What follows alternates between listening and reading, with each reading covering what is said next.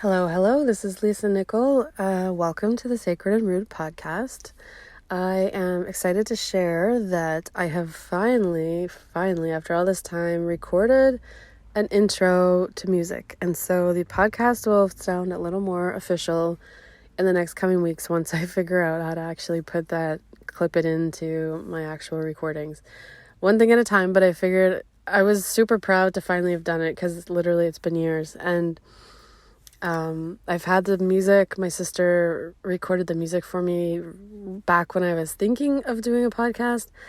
And it's just sort of sat there because I didn't want to use it as a reason not to start. And so I didn't. But then I, kept going on the back burner. So that is something to look forward to later in February. I do apologize for my throat. It is getting there, but it is not all the way there yet. I finally feel like I'm not just gonna, break out in a cough or need to blow my nose at any moment. So I figured I'd record this today. So this podcast episode I've titled 3 Ways to Harness the Focusing Energy of a Crisis.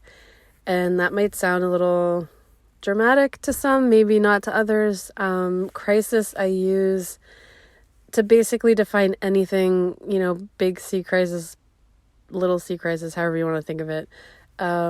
Just something that gets your attention and you need to kind of focus on it urgently or at this moment. And so in the world right now, I've been having a lot of conversations with people, from clients, from friends, from coworkers, to anybody. Like, even, the news is nuts. I don't actually listen to the news. Well, I do, but just in doses. But I guess what I want to convey here is this episode was sort of inspired by the fact that it feels like people are, they're sort of in different camps where maybe there's a group of people that sort of just write off everything that's happening as this big crazy world, and that's just the way it is. And then there's another group of people that are almost in paralyzing fear of what's happening. And there's another group of people that is somewhere in the middle. And so I just wanted to record this episode in an attempt to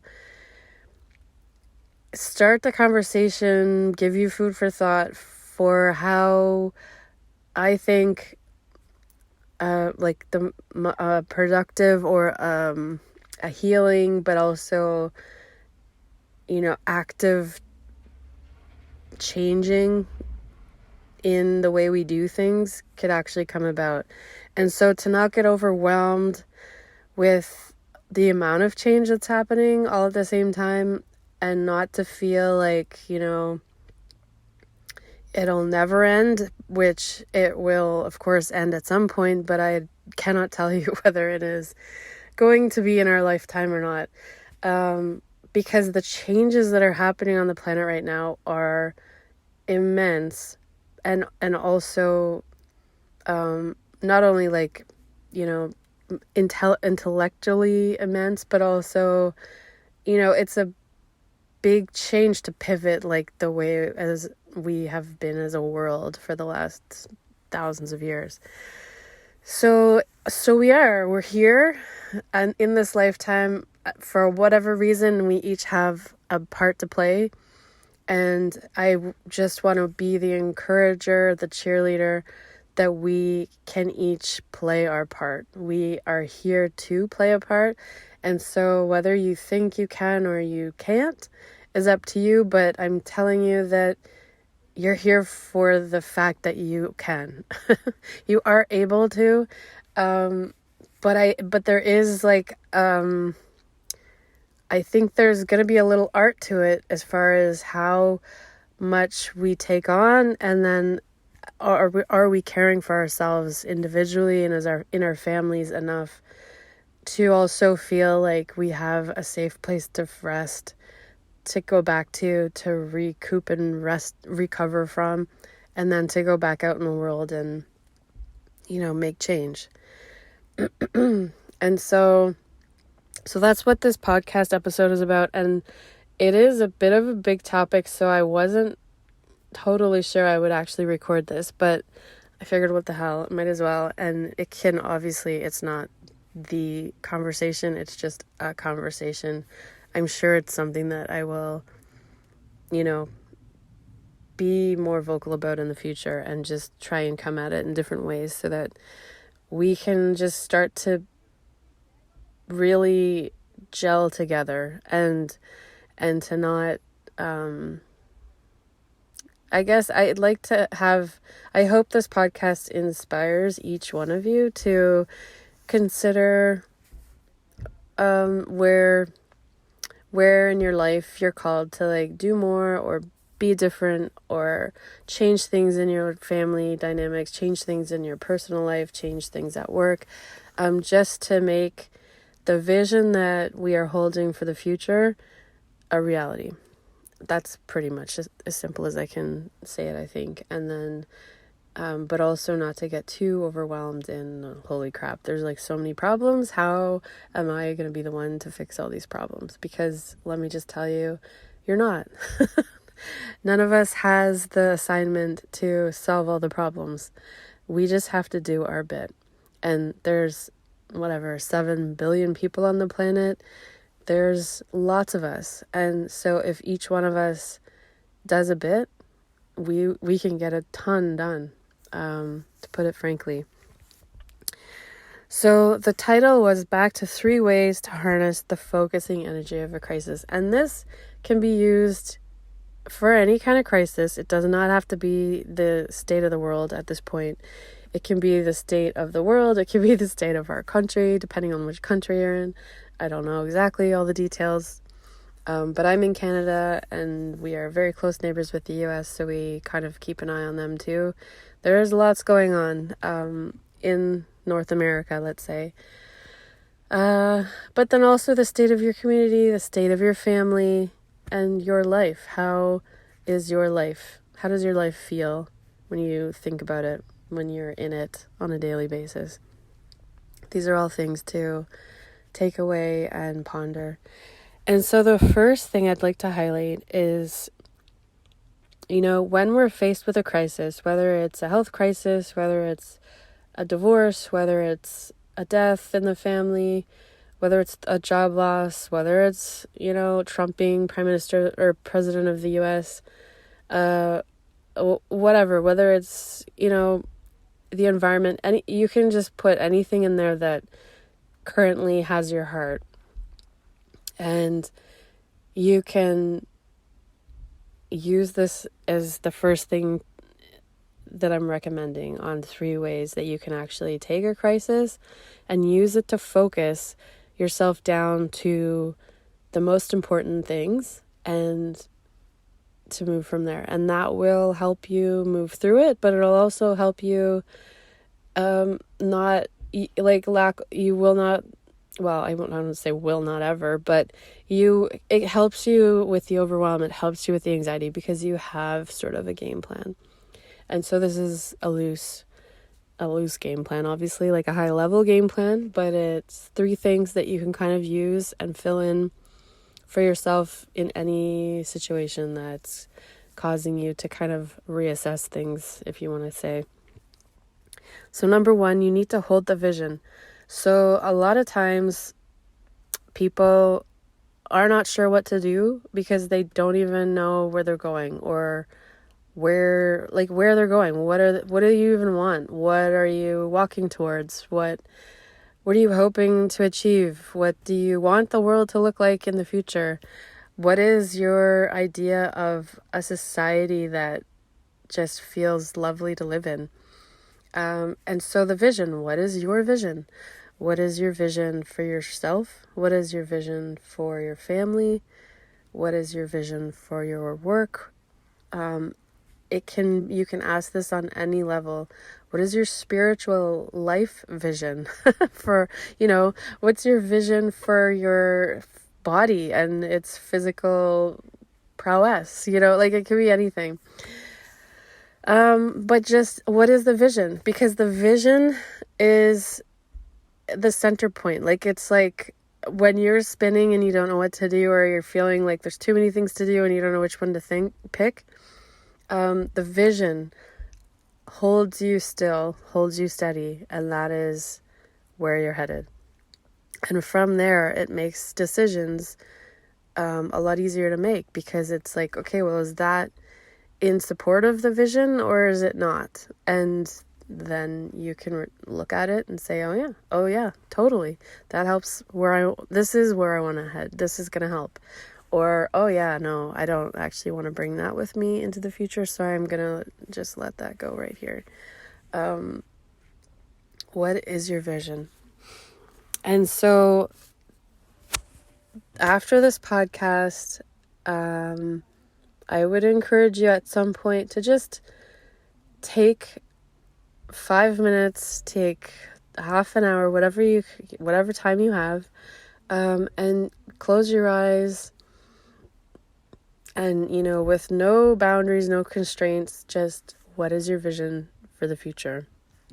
And you can be as broad or as specific as you want.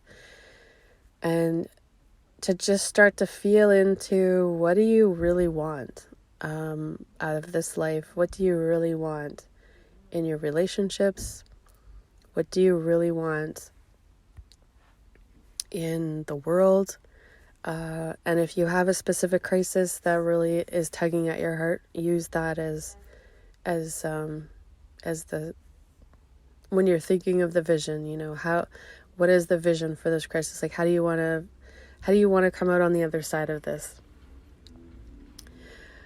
And that's really important. I think it was Oprah who said at one point, some interview, she said, a lot of people, I think it was The Daily Show, the guy who used to work on The Daily Show, who was the host, who asked her something like, how can people feel more meaningful in their life, or, more satisfied with their life? And she says, they have to know where they're going, where they want to go. When you don't know where you want to go, you can just kind of get distracted. You can go this way a little bit, go that way a little bit, whatever. But it's when you know where you want to go, it focuses you.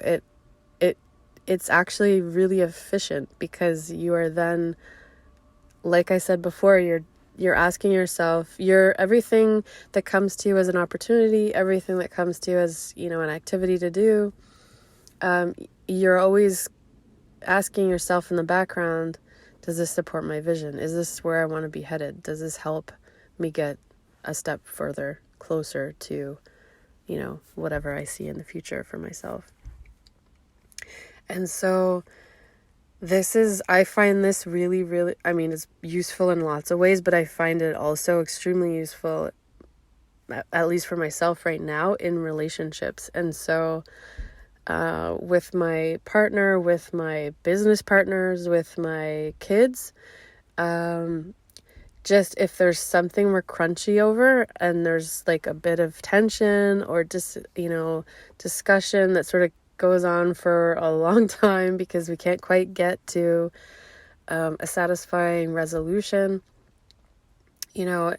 I use that to come out of the wormhole or the rabbit hole that sometimes I get into, as far as, just you get so short-sighted and so into one specific problem or another that sometimes you need to come a little bit higher away from the situation so that you can really see it on a broader scale. And when I pull myself out of something and say, okay, well, what is my vision here? Like, what do I want? What does the outcome feel like? What does the outcome look like to me? And I don't mean like I get my way. I just mean in a very high level, feely kind of way, so that I know that when I get there, I'll know when I get there because I'll feel these certain things. So the solution, or the specific nuts and bolts of the solution, is not defined, but there is some high level elements to it that I know when we get to the answer that's like the way forward, then it'll resonate absolutely throughout my body. At least that's how my intuition works. So hold the vision. Whenever you have a moment, take some time, close your eyes, and allow yourself to dream and to create a vision for yourself. Sometimes people are too busy to even look up and pull themselves out of the day-to-day stuff and to really get clear on what they even want. And so maybe that's like the revolution for you, as far as just like, what the hell do I even want? And so don't talk yourself out of anything that you're doing in this visioning exercise, because it needs to be just like as big and badass and whatever as you want it to. The universe can figure out the hows and everything later. That's not a problem. Your job is only to be the channel for the ideas, the inspiring ideas that you can come up with when you allow yourself to sit quietly and just really just go for it. Wouldn't it be cool if, like, whatever you want to say. Okay, so that's number 1. Number 2, excuse me. Number 2 is, once you have the vision, it's like, what can I do? What's my part in making the vision happen? Like, I need to take some action towards my vision. What is that? What does that look like? And for, and again, we can go as big or as small with this as you want. It can be your personal life. It can be the world, whatever kind of resonates with you at this point. I do want to highlight, though, that it really does start like with you in your life, and then it blossoms out. So if we are looking for, I'll assume we are all in general terms looking for, a more loving, a more compassionate world, a more empathetic, curious way of relating to people in the world, sustainably, financially sustainable, environmentally sustainable, like these kind of things. We're looking for that, say, for the future. And so that could be our general vision for the future. We can take that down, and the practice is to start with yourself and work out. And so you can be looking at the news and just feel like, wow, this whole planet is going to hell in a handbasket. And that can paralyze you to the point of almost like not doing anything different in your life at all. And what I really want to encourage is that any change you want to see out in the world needs to be something that you embody. And so the first way that you embody anything is in your own life. And so you want to make sure that your circle of life, if you want to think of it like that, starts with you in the center, and it comes out in like rings, is how I think of it. And so it's like you in the middle, and then, your loved ones right out, rim around the middle, right around you. They're your tightest inner circle. Then you have, work, you have, did I say friends? Maybe I put friends and family, whatever. Family, friends, loved ones, whatever. Then your work, you could put these in different orders too, depending on whatever you feel like. This is just an example. You have one ring that's work, you have one ring that's community, you have one ring that's whatever else you want. And so as you master yourself, you then can master relationships with others. And these obviously are not like, it's not like you have to win, or, you graduate from mastering yourself to then go and mastering relationships. Like, this is all just part of life. It's big, one messy, like, little, you're mastering a little area over here. It then helps your mastery at work. You master something at work, you bring it back home, you master something else.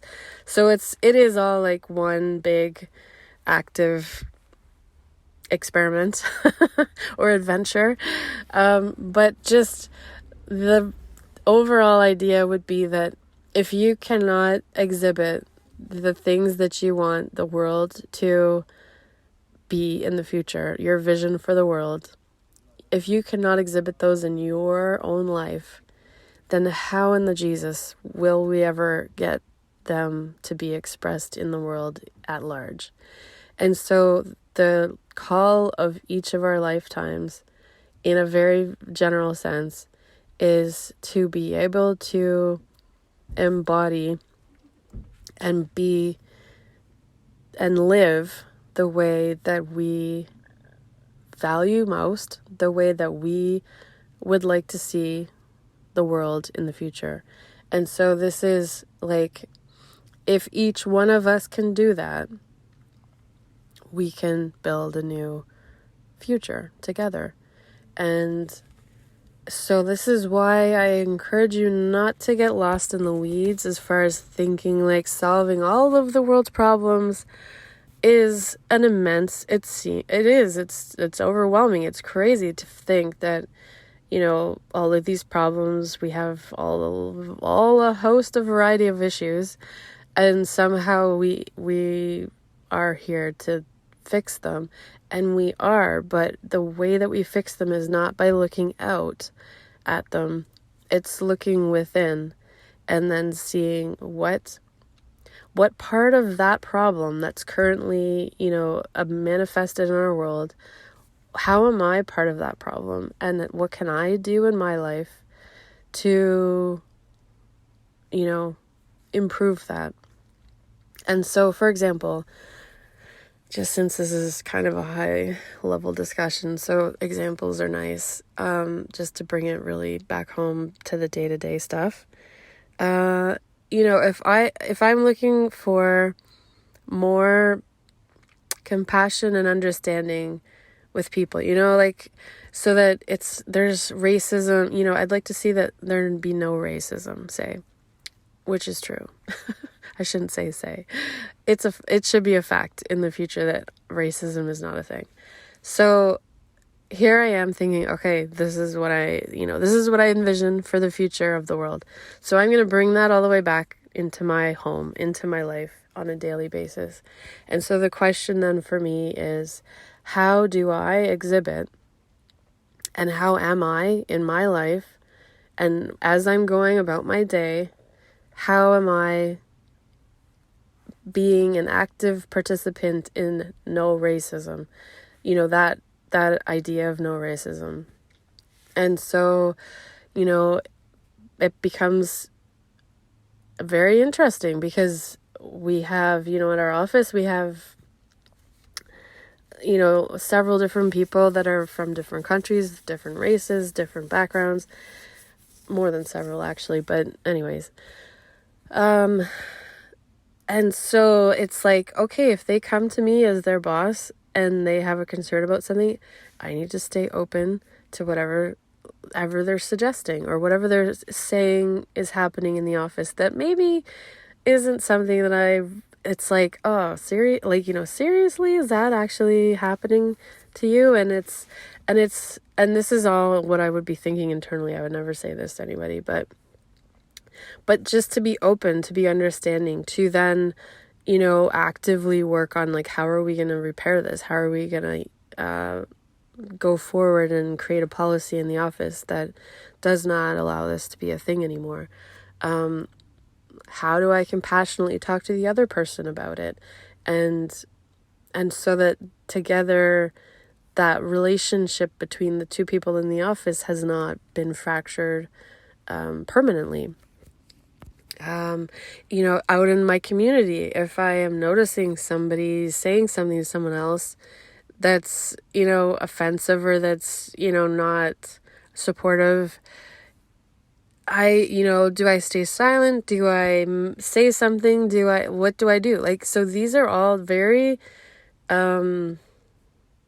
very specific daily things that we could be doing to improve the person that we are being in our lives, and to challenge ourselves and our preconceived notions and our long-held habits and, whatever. Like, even if you wanted to take another example, which is the environment, I drove a minivan for like a bunch of years and we moved further out of town. And so I drive a lot more than I used to. Is this helping climate change at all? No, I don't think so. I'm certain it's not.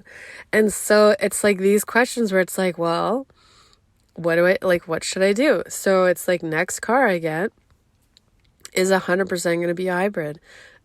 Because I've looked at it and I've considered, do I want to move closer into the city again? And so that I don't have to drive as far.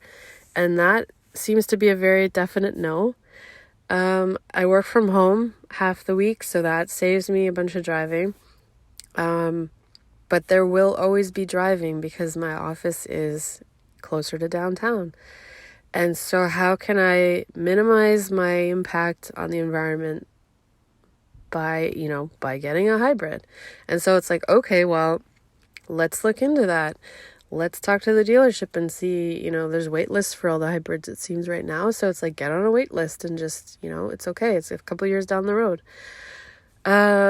And so that's something I can do. And I'm excited about, not just pumping a whole bunch of fumes into the air every time I'm driving around. And so those are just a couple of examples that are, I think of off the top of my head. But it's literally endless. The ways in which we have, high ideals for ourselves or for the future. But if we get into the day-to-day, like, what are we doing now? And how is that supporting our vision for the future? And that's where the rubber hits the road, literally. Like, it's kind of a rude awakening sometimes, because there's definitely parts of, I do it all the time with myself, and it's like, oh, I don't really want to have to think about that too hard because it doesn't quite sync up.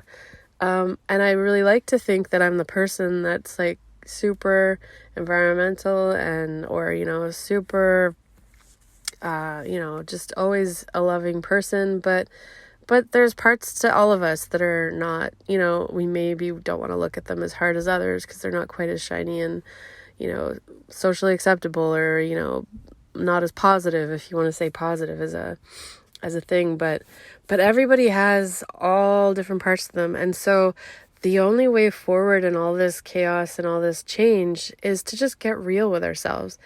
And when we're real with ourselves, then we have the capacity to get real with others, because we know the shadow sides of ourselves and the parts of ourselves that maybe if we were in a hard conversation about something, we know we wouldn't look like the best person ever in that regard. But that doesn't make us a bad person in any essence of a way, if that's clear enough. Like, just because you're not 10 out of 10 perfect on, your environmental impact, or, the fact that you lose your patience with people sometimes and you need to like maybe, work on that a little bit. But like, it doesn't make you a bad person at heart. It doesn't make everybody's here. Every soul is like just as miraculous and amazing as the next, except for maybe like, I don't know. I haven't quite figured out where to put the serial killers, the rapists, the child molesters. I'm not sure where to put them exactly in the whole thing, but just to be totally honest with you. But whatever, like, by and large, humanity, like humans are at essence, they're good. They're all good. We have different life experiences. We have different nurturing and all that. And so we come out with, different layers, different proclivities. And so the realer we get with ourselves, in light of some awkward questions that we may come up with when we're looking at our vision and what we're doing today and how, like, where we're at with it, how far are we from it, what can we do to improve it, but that's okay. Like, that's part of it, and it's part of the whole process. You're never going to meet your vision if you can't bother looking under the rug and really seeing, do I really want this vision? Maybe, yes, I do. And so then it's like, okay, I'll have to think on this, and maybe I have a few things I really need to like reassess with myself and see like, okay, yeah, no, if I want this vision, I really have to be able to, meet A, B, and C. And that's going to require some actual real change on my end. So here I am, a grown-ass adult, and I've got to make some changes. And so this is what they are. And the realer we can get with ourselves and with compassion, like this is not, oh yeah, shit, I'm a real slacker on the environment. Like the shame, the guilt, all that, like it's don't just get right to the compassion part if possible, because the shame and the guilt is just almost like a distraction. It's such it's a waste of time. Like we each do our best, and when we know better, we do better. So just leave it at that, and there's no reason to beat yourself up about something that you didn't realize or you didn't really compute fully. And so, the last bunch of years of your life, you've done it one way and you're like, oh God, that was terrible. I shouldn't have done that. But it's like, okay, now that you know, moving forward, here we are.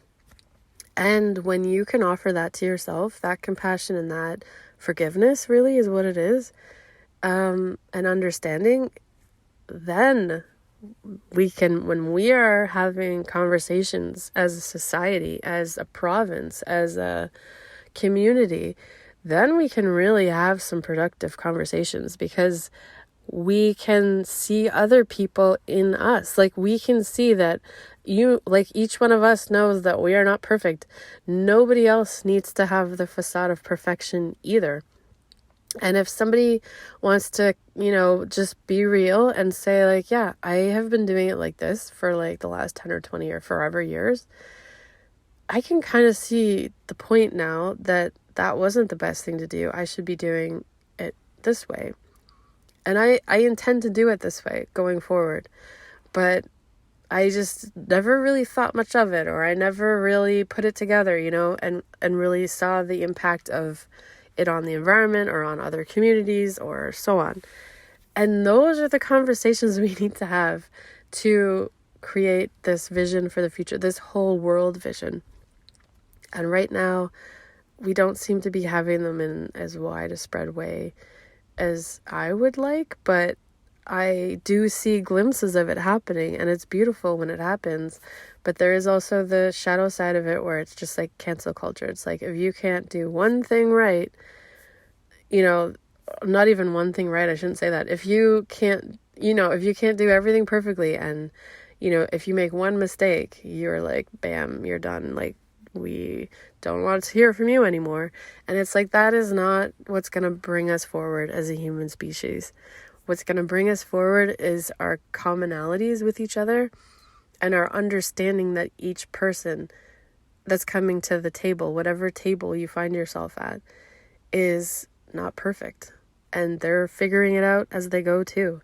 And so we need some compassion and understanding for others, but we can only really genuinely do that if we have it for ourselves. So that was a long item 2 or point 2, but that is it. So number 1, hold the vision. Number 2, what can you do? What actions can you take to really bring your vision into your daily life, your monthly life, your yearly life? And you can look at that again, just the same as a vision, at all different segments of your life. It can be your personal life. It can be, spiritual, health, work, whatever, relational, whatever works for you.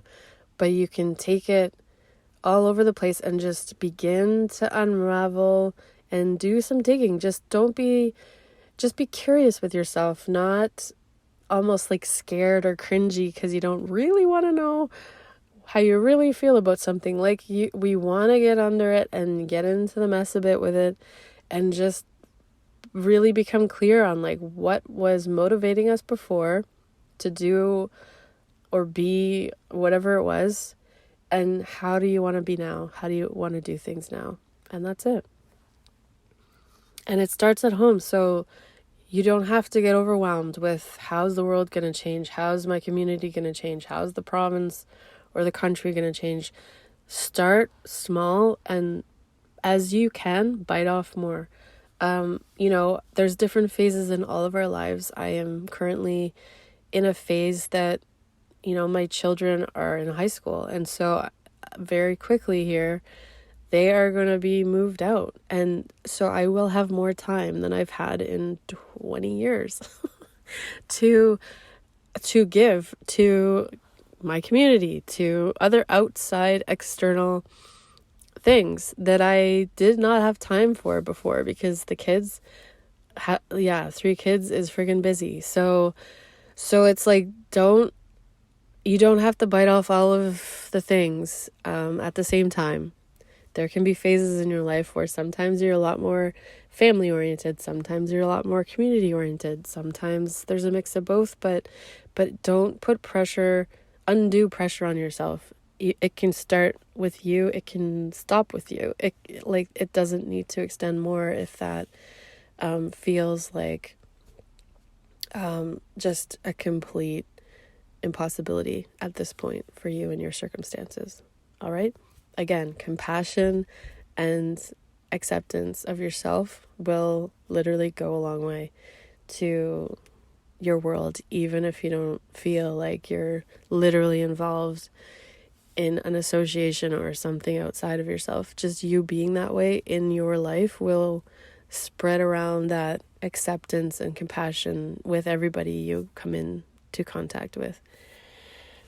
All right, and so number 3 is care for yourself, care for your body, I guess what I want to really say here is, as women, we have a strong tendency to want to fix and care and help everything. Anything that we have in our lives that comes into our lives and that comes into our sphere, it's like, I can help you. I can do that. And we just want everything to be just lovely. And that can mean we hold a lot of things that are not ours to hold in our bodies, in our psyches. It can be exhausting. And frankly, it is making us sick. And so we need to care for ourselves in a way, like we are the most important thing in our entire lives, which, in case, just to clarify, you are. Each one of us is the most important. We are the only one. We are the most important person in our lives, because the only way we're here is with this body that we have. We each have one. If we don't care for it, then, our number's up. So if you need to think of it this way, then please do. If you are not caring for yourself and your body and your mental health and your physical health and your rest, then you will have nothing left to give to anybody else. You will just martyr yourself to death, and you have so much more to give than that. That is just the last poof of brilliance that you might have. But if you actually allowed yourself to rest, allowed yourself to really understand that all of the problems in the world are not yours. They're not your responsibility. They are not yours to fix. And so just take some of the weight of the world off your shoulders. I have been doing this intentionally for a while now, because I did at some point have a couple of energetic healers. I think one was an astrologist, kind of medium. Another one was a couple Reiki teachers I've had. They've all said to me, you have the ability to channel a lot of energy through your system. However, you're already holding so much of this other people's energies, other people's problems, that you are like basically blocking your energy flow. And energetically, that's how disease starts, right? It's a block in energy. It's like a dysfunctional way. Energy isn't meant to stand still. It's meant to move. And so if it's not moving, it is causing dis-ease. And so to let go, I encourage you to let go of other people's problems. Think of all of the things that you're holding right now that are not actually yours to hold. And this could be a hard one, if you are extremely used to being the person that people come to solve their problems, which I will raise my hand on. But it is not your responsibility to solve people's problems. You can be available for them to discuss things with you. And you can, of course, if they're asking for it, give your opinion or suggestions or whatever, but it is not yours to energetically hold. You can then there's different ways to protect your energy where you can then, the person can go and take your advice or not take your advice or whatever, but it is not your situation to control and, force a fix of whatever you think is the best thing. And as a parent, this has been life-changing for me, because there was a point in time where I could feel that I was, maybe the kids were getting older, and so they were getting into different, more, they wanted to go a little further, go have a little more freedom, right? And so I could feel myself kind of tensing, oh no, I just want them to stay at home. I just want them, I'll do it with them, but I wouldn't want them to do it on their own with their friends, or that kind of thing. And we would have not gotten through the teenage years as smoothly as we have if that was the way that I showed up as a parent through the teenage years. That's the opposite of my intention for how I wanted to show up with them. And so I had to sit with myself, and, I'd hear them ask, can they do this? Can they do that? And I'd just say, okay, let me think about it. And I would ask them for more details. What's your plan? Because I want to know that they have things well thought out. But I wouldn't give my first reaction or response, because that was not the one I was going to go with. I knew that right away. And so I would just, sleep on it and think about it. And once I figured out what to do or not to do, anything, maybe just say, yeah, sure, go give it a try. Because they're practicing to be humans, and not practicing to be humans, I shouldn't say that. They're practicing to be adults, right? And so it's, if they can't practice with you watching, or with them, with you being the safe space to fall, if they do, when they're in high school, then when they're on their own, really, it gets a lot more risky. There's a lot more to lose at that point, right? So anyways, that's just my, an example from my personal life. But yeah, so this third one is really key, because in any crisis of any size, we always need to be caring for ourselves, because we are yet less useful, less impactful when we are, on fumes ourselves and just barely surviving because we've given and overgiven, and we're just wasting away. And so think of how much presence, how much loving energy you could convey if you felt well rested, if you felt like you didn't have the weight of the world kind of humming in the background of everything that you are experiencing in the present moment. Just think of the alchemy, the magic that you could experience with people that you are in contact with in your daily life. if you were really just present in that moment as the moments were happening, and we're not, basically sleeping on your feet, or basically, so overwrought with this other problem, someone else's problem, that you're now kind of in the drama of, and then when, don't get to enjoy the, lunch with coworkers and the laughs or whatever it is. It could be anything. And so as women, if you need my permission, if you just need this podcast to give you a little extra kick in the butt, but please consider it a service to the future grandchildren, the future children of this world. If you need to have that kind of, impetus to change, if not only for yourself, for the future generations, allow yourself to rest. Allow yourself to shake off the world's you do not need to carry the world's problems. Like I said at the beginning, there's billions of people on the planet. Each one of us has a part to play.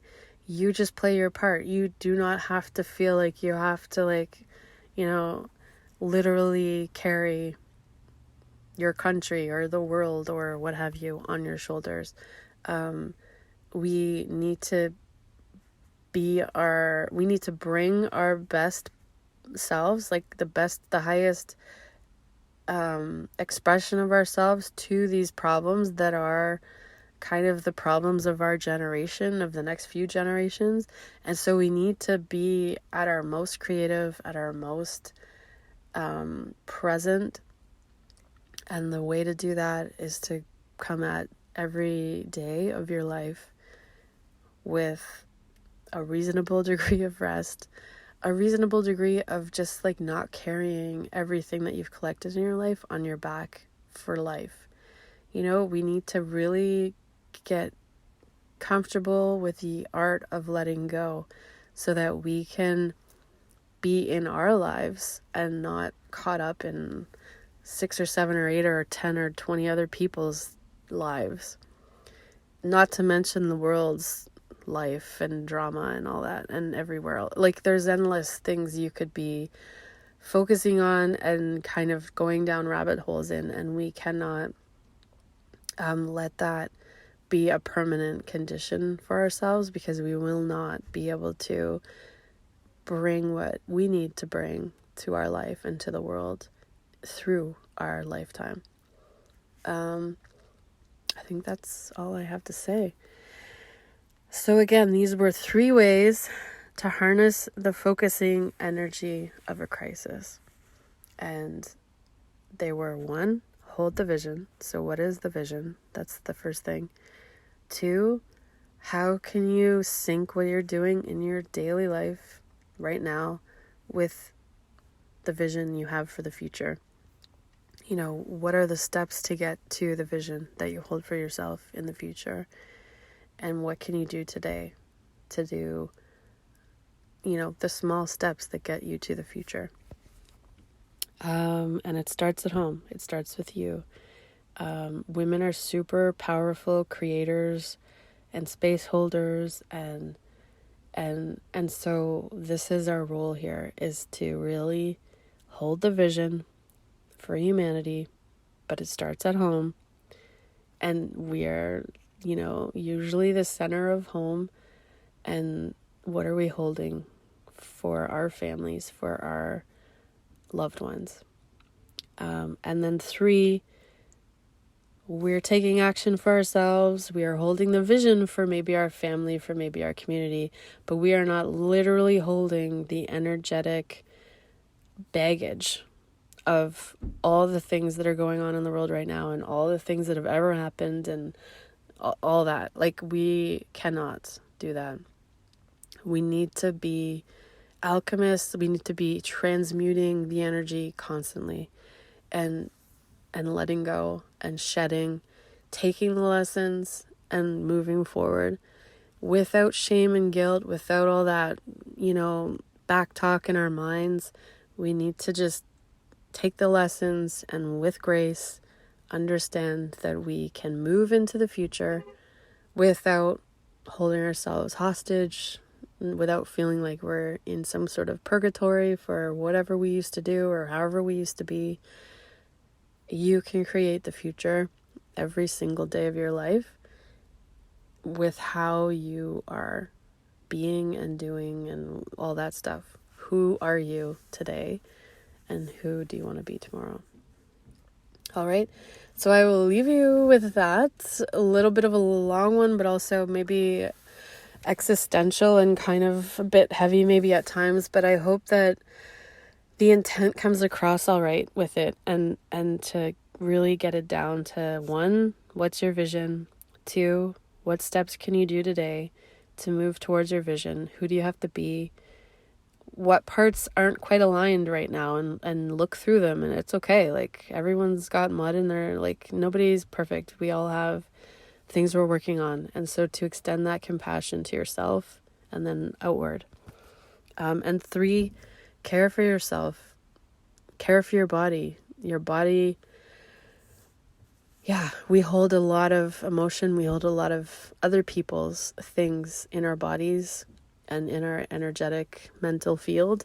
And we need to have practices to really clear that out, to cleanse that out, so that we are fresh and can bring our best to our day-to-day life. All right? Okay, I'll leave you with that, and I will see you next time. Take care. Have a beautiful day.